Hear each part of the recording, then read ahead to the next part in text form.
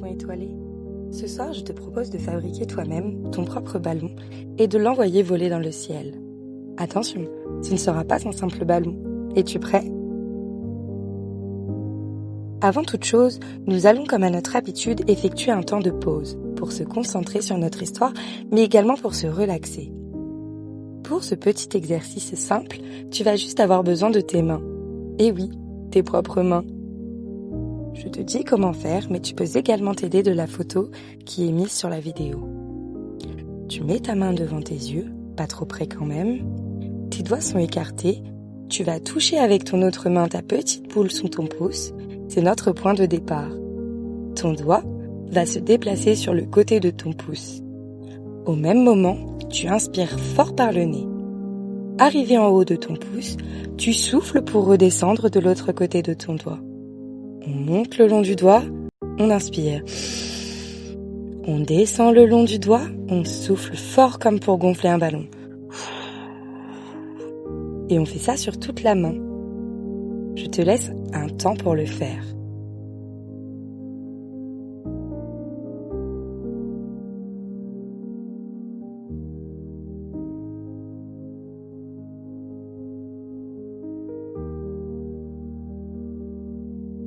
Bien. Maintenant que tu m'as montré que tu pouvais être calme et concentré, continuons cette vidéo par l'histoire du ballon à soucis.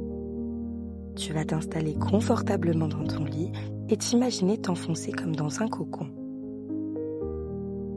Tu peux fermer les yeux et imaginer ce que je vais te dire. Tu as dans tes mains un joli ballon à gonfler, à remplir. De quelle couleur est ton ballon ? Rose, bleu, jaune, à paillettes, brillant ou non, laisse ton imagination le créer. Ce ballon est très joli, mais maintenant, il va falloir le remplir.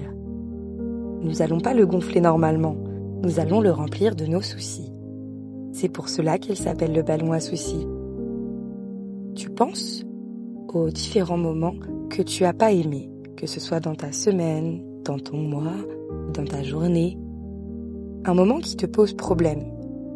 Et puis tu l'imagines.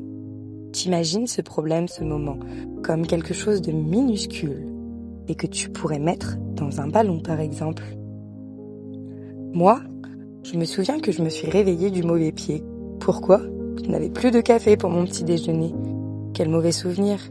Je l'imagine minuscule ce souvenir et le mets dans mon ballon. Tu as pu te faire disputer aujourd'hui ou embêter par un copain, ne pas avoir apprécié ce que tu as mangé ou toute autre chose que tu n'as pas aimé. Quelque chose qui t'a pesé et qui t'a coûté. Imagine-le minuscule, minuscule, minuscule et gonfle ton ballon avec. Je te laisse du temps pour.